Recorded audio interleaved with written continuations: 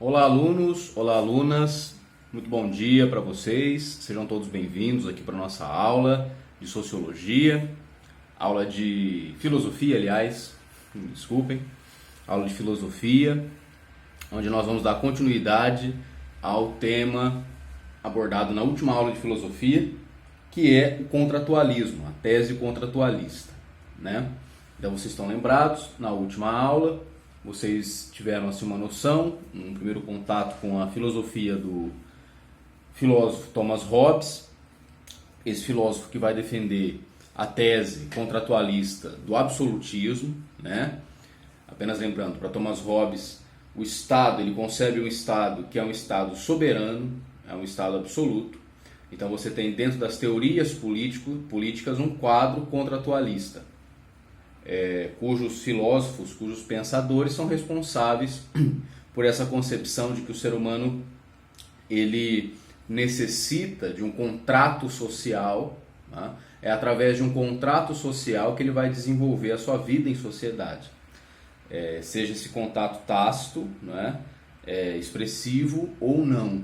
Então é como se nós, quando nascemos, nós já estamos dentro, inseridos numa sociedade onde já existem contratos que são pré-estabelecidos, não por nós, mas por aqueles que vieram antes de nós, e que nós, expressivamente ou não, assinando ou não, concordamos com esse contrato, uma vez que nós estamos inseridos nessa sociedade, nesse conjunto de normas, de leis, de regras, enfim, que vão compor essa sociedade. Então, sempre que vocês entrarem em contato com esse conceito de contratualismo, lembrem-se sempre que tem a ver com um contrato social, expresso ou não, que nós, enquanto indivíduos, enquanto civis, aceitamos participar quando somos inseridos em determinada sociedade. Dentro disso nós temos os três principais contratualistas, claro que há muito mais, né? Mas dentro do que a apostila nos propõe, nós devemos trabalhar, portanto, com esses três pensadores do contratualismo, sendo eles Thomas Hobbes, John Locke, que nós iremos ver agora, e Jean-Jacques Rousseau. Cada um desses com uma visão sobre esse contrato, como deve ser estabelecido esse contrato, cada um deles com uma visão sobre o que é o ser humano, e tudo isso então enriquece o debate.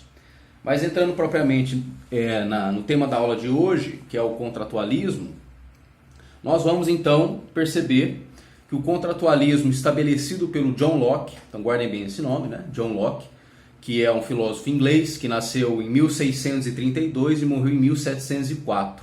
Portanto, nós estamos falando aí de um filósofo do século 17, né? O John Locke, ele é conhecido por firmar um dos modelos governamentais utilizados até hoje, né? Então, John Locke é o pai do liberalismo, guardem bem isso. Quando você fala em liberalismo, não em neoliberalismo. Então, primeiro ponto da nossa aula, diferenciação entre esses dois conceitos políticos. Hoje em dia, a gente fala muito em neoliberalismo. Se vocês forem acompanhar qualquer debate político, sempre vai ter um lado que defende o governo neoliberal e o lado que defende um governo comunista, um governo mais socialista. O que é cada uma dessas coisas? O socialismo, como nós já vimos, defende um Estado que vai prover, digamos assim, os seus indivíduos de uma forma igualitária. Então, quando nós estamos falando de uma sociedade socialista ou comunista, nós estamos falando de uma sociedade onde o Estado estabelece as normas, as regras e os câmbios de mercado. Quando nós estamos falando de uma sociedade liberal ou neoliberal, nós já estamos... Liberal, lembrem, né? Lembra-se o quê? Liberdade. Então, nós estamos falando de uma menor intervenção do Estado no liberalismo, uma menor intervenção do Estado e uma maior individualidade dos civis. O neoliberalismo, por sua vez, é uma concepção mais recente dessa teoria liberal. Então, o neoliberalismo ele é, digamos assim, uma acentuação das teses liberais, com mais ênfase na questão da liberdade, da não intervenção do Estado e por aí em diante. Então, hoje nós vamos estudar o liberalismo clássico, não o neoliberalismo, que hoje em dia está aí na moda de se debater, que nós reconhecemos ele propriamente dito, por exemplo, no governo norte-americano. Aquele governo é um governo neoliberal, mas nós estamos falando de algo que do século XVII, do início de uma concepção liberal, que é então proposta pelo filósofo John Locke. O liberalismo, portanto, liberalismo clássico, como nós vamos tratar aqui, é a origem das teses liberais que depois vão se desenvolver e vão desembocar no neoliberalismo que nós temos hoje. Ok? O John Locke, ele exerceu uma grande influência entre os pensadores da sua época. Ele é o maior representante do individualismo liberal. Então, assim, ele é totalmente contrário ao que nós estávamos vendo, por exemplo, da tese hobbesiana, de um Estado absoluto, de um Leviatã, que é o que o Hobbes concebe, um Estado soberano, um Estado forte, poderoso. O John Locke, ele é totalmente contra isso. Ele vai pregar e vai ser o representante, o porte-estandarte do individualismo liberal. Ele vai defender uma monarquia, sim, na sua época, mas uma monarquia constitucional, ou seja, representativa. Uma monarquia onde o povo tivesse representação. E que foi, no fim das contas, a forma estabelecida na Inglaterra depois da Revolução de 1688. Então, quer dizer, as teses liberais do John Locke vão influenciar diretamente, por exemplo, a Revolução Inglesa e a independência dos Estados Unidos. A independência dos Estados Unidos ela é totalmente liberal. As teses presentes ali são propriamente lockeanas liberais. Bom, uma vez dito isso, um contexto histórico, né? E situando a nossa aula em comparação à aula passada, que é o que vocês vão ter que fazer depois na atividade dessa aula, então prestem bastante atenção nesses links que eu vou fazendo entre a tese de John Locke e a tese de Thomas Hobbes. Nós vamos entrar propriamente dito no que significa liberalismo, ok? Liberalismo, como o próprio nome diz, pressupõe liberdade. Liberdade do quê? Liberdade, a princípio, individual. O John Locke concebe que os seres humanos são livres e a sociedade, o Estado, tem que garantir essa liberdade para os seus. Não deve ser, portanto, um Estado soberano, de privação das liberdades individuais. Mas o principal ponto desse liberalismo também está na questão do livre mercado. Então, Locke concebe que liberalismo é sinônimo de liberdade individual e livre mercado. Ou seja, os homens, os indivíduos de uma sociedade têm de ter liberdade, por exemplo, para escolher a forma como eles vão vender as coisas, a forma como eles vão cambiar as coisas, as mercadorias e os produtos. Eles devem ter liberdade para colocar preço nas coisas e o outro liberdade para comprar ou não. Essa não intervenção estatal concebida por Hobbes, né? Esse governo não absoluto, esse governo que não vai estabelecer o preço das coisas, é um governo, portanto, que tem pouca influência na vida cotidiana dos indivíduos, né?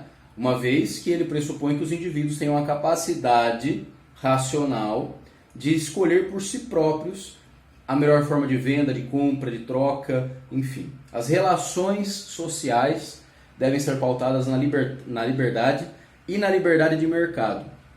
Se não, uma comparação, um link para ficar exemplificado, né? Num governo liberal você tem o preço das mercadorias livres. O governo não vai dizer para você como você deve fazer o seu produto, de que forma você deve fazer o seu produto, a partir de quais regras você deve fazer, qual preço você deve botar. Num governo liberal tudo isso é deixado livre, né? Existem as leis, é preciso seguir, por exemplo, um padrão de qualidade, mas fica a critério da lei da oferta e da procura, quer dizer, se há quem está comprando, há quem está vendendo, então ponto final. Num governo não tão liberal assim, num governo onde o Estado influencia com mais ênfase, aí então nós temos uma dificuldade, porque é o Estado, é o governo, são os governantes que vão determinar o preço das coisas, como deve ser feito, e aí vão colocar uma fiscalização em cima, você tem que pagar imposto em cima daquilo que você está fazendo, vendendo, da barraquinha que você abre, enfim. Você quase que não tem liberdade de mercado, porque o mercado está na mão do Estado, ok? Isso é bem o que pensa Marx, Engels e outros teóricos do comunismo, ou do socialismo que defendem um Estado um pouco mais incisivo na economia e na vida dos indivíduos, ok? Então, explicado esse primeiro ponto do que significa, propriamente dito, a tese liberal, enquanto liberalismo econômico, nós vamos agora entrar um pouco na filosofia política do Locke, no sentido a entender os direitos. O John Locke, ele é um filósofo justnaturalista. Eu já expliquei esse conceito para vocês no outro momento e vamos reforçar então. O que é o justnaturalismo? É a ideia de que o ser humano nasce com direitos que são naturais a ele. Ou seja, são direitos que ninguém de fora nos garante. Eu, por nascer, e vocês também que estão assistindo a aula, por nascermos em território brasileiro, o fato de nascermos em território brasileiro, a lei nacional, a Constituição, nos garante direitos e deveres, né? Mas para John Locke, independente do lugar que eu nasça, independente da Constituição desse lugar, todo ser humano, pelo simples fato de ser ser humano, já possui direitos naturais, ou seja, direitos inerentes à condição humana. O nome disso é justnaturalismo. Ok? Então guardem bem essa palavrinha. Justnaturalismo. São direitos inerentes à condição humana. Para John Locke, existem basicamente 3 direitos naturais que todos nós seres humanos possuímos, pelo simples fato de sermos seres humanos. Primeiro direito, direito à vida. Isso é um direito inalienável. Ou seja, por que é inalienável? Porque não se pode, ninguém está alheio a isso. Ninguém pode tirar isso do homem. Portanto, um direito inalienável. Direito a bens. Uma vez que eu tenho direito à vida, eu também tenho direito a bens. Por quê? Porque o terceiro direito é o direito a ser livre. Para John Locke, a liberdade ela é inerente à vida.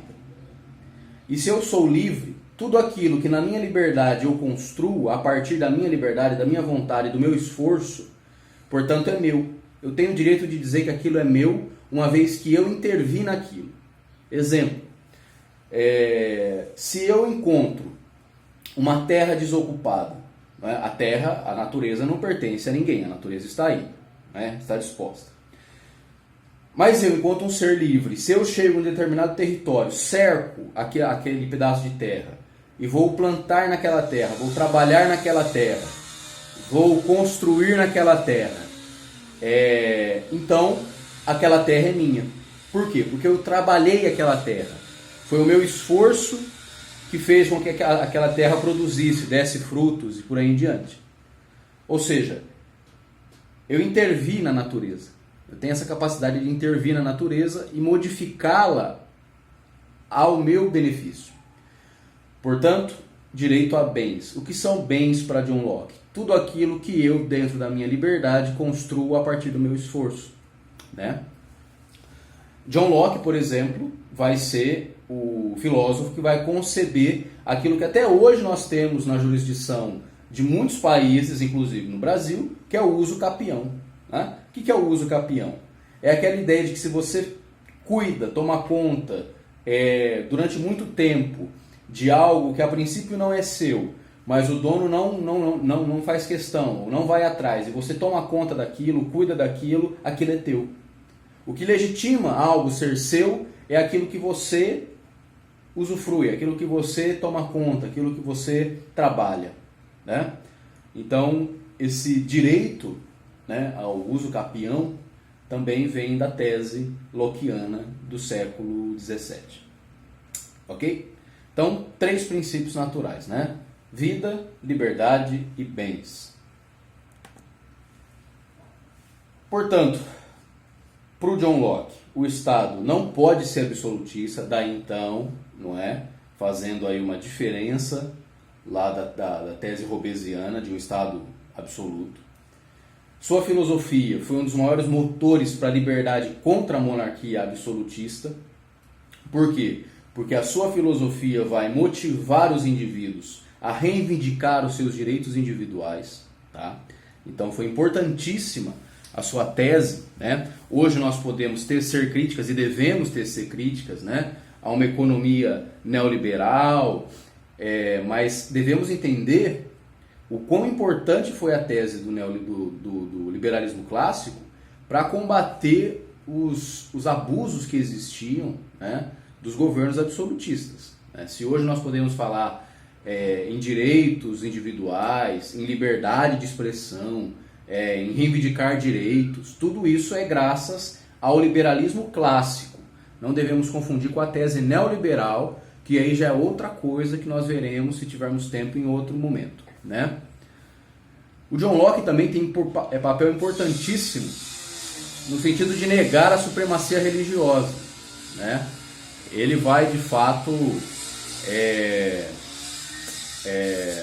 tecer críticas ferrenhas, né, à forma como a religião conduzia a sua junção com os estados, né? Então, a supremacia religiosa, essa inibição dos direitos do homem, essa tentativa de controle da vida dos indivíduos, né? John Locke é contra, tá? Inclusive, John Locke vai ser um dos primeiros a conceber um Estado onde a religião pudesse ser opcional, não obrigatória, né? Então, ele vai negar a supremacia religiosa, essa união entre Estado e religião, ok? Um dos papéis principais da tese lockeana é a concepção de uma luta pelo direito de propriedade privada. Isso é muito importante na discussão, por exemplo, que se faz ainda hoje entre comunismo, socialismo, né, e capitalismo e liberalismo e por aí em diante. Por quê? Porque cada uma delas vai defender um lado a respeito da propriedade privada. Uma das principais teses do socialismo é a abolição da propriedade privada. Entendendo propriedade privada no sentido daquilo que é construído a partir de uma força coletiva, né, por exemplo, dos trabalhadores, mas que é privada por quê? Porque está restrita ao uso apenas do proprietário. O John Locke é aquele que vai defender a propriedade privada, né? Ou seja, o homem tem direito a bens, a conquistar bens. John Locke vai dizer que a propriedade privada é algo sagrado. E que se tem uma coisa que o Estado, o governo deve fazer, é proteger a propriedade privada que os indivíduos conquistam. Ok? Isso na tese liberal. Na tese socialista, na visão do Marx, o que o Estado deve fazer é abolir a propriedade privada. De tal maneira que, não havendo mais proprietários, a propriedade seja colocada em comum, para que todos tirem proveito dela. E a função do Estado é realizar isso, a abolição da propriedade privada. Enquanto para a tese liberal, lockeana, nós estamos falando de um direito à propriedade privada. Um direito inalienável, um direito onde o homem, de fato, deve, enquanto indivíduo, cobrar do Estado que o Estado proteja a sua propriedade. Tal como acontece hoje, né? Se hoje alguém invade aí a sua casa, né, algum ladrão, alguma coisa, alguém rouba alguma coisa sua, né, por menor que seja, você pode ir lá ligar para a polícia, né? A polícia é um órgão do Estado, e então eles vão investigar, vão lá na sua casa, vão procurar saber o que aconteceu ali. Ora, isso é fruto, né, lá do século XVII, dessa concepção de um Estado protetor dos bens individuais. Ok? Dos bens individuais. Então, isso é resquício desse pensador, né, desse modelo liberal concebido pelo John Locke. Para ele, portanto, todo poder só pode vir do consentimento entre os indivíduos. Ok? Esse poder que o Estado terá só pode existir a partir do momento que os indivíduos estão de acordo com ele. Não antes disso. Agora nós vamos trabalhar, propriamente dito, a concepção que o Locke tem sobre a natureza humana. Lembrando, né, já disse para vocês, que por detrás de toda teoria política, ou de toda concepção política, né, existe uma visão de homem, uma visão de mundo, uma visão de ser humano, né? E variando a concepção que eu tenho do que é o ser humano, de quem é esse ser humano, vai variar também a concepção que eu tenho do Estado, né? De como o governo deve agir. O que está por detrás, portanto, de toda a concepção política é uma visão a respeito da natureza humana. Por que isso?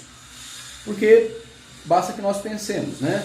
Se eu concebo o ser humano como uma criatura boa por natureza, como, por exemplo, o Jean-Jacques Rousseau vai conceber que o ser humano é bom por natureza, ora, se o ser humano é bom por natureza, o Estado pode ficar tranquilo, pode intervir menos, porque o ser humano vai conseguir lidar com as suas questões de um modo mais pacífico, né?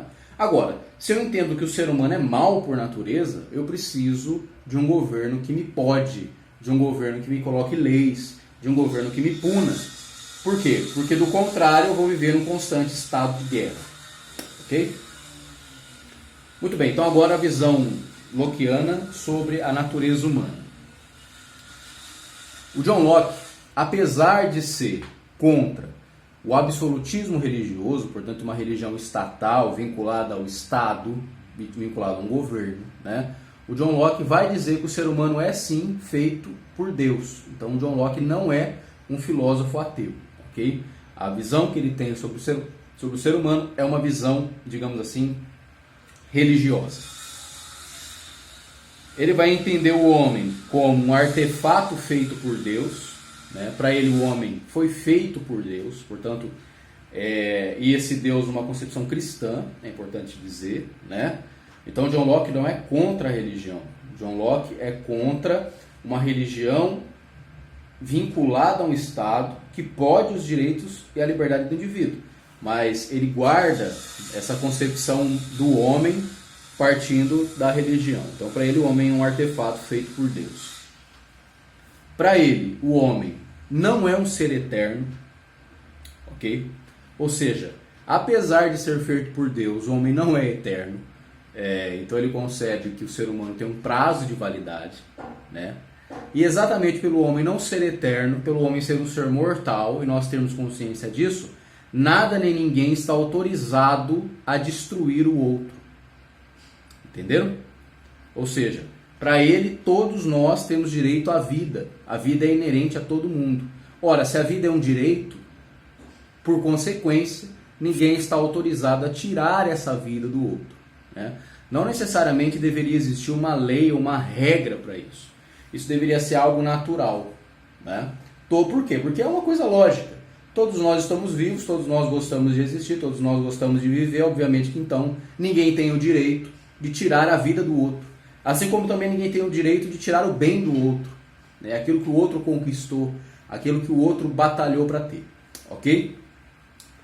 Para o John Locke, o homem, por ser livre e ser racional, ele é juiz de si mesmo. Vejam que interessante.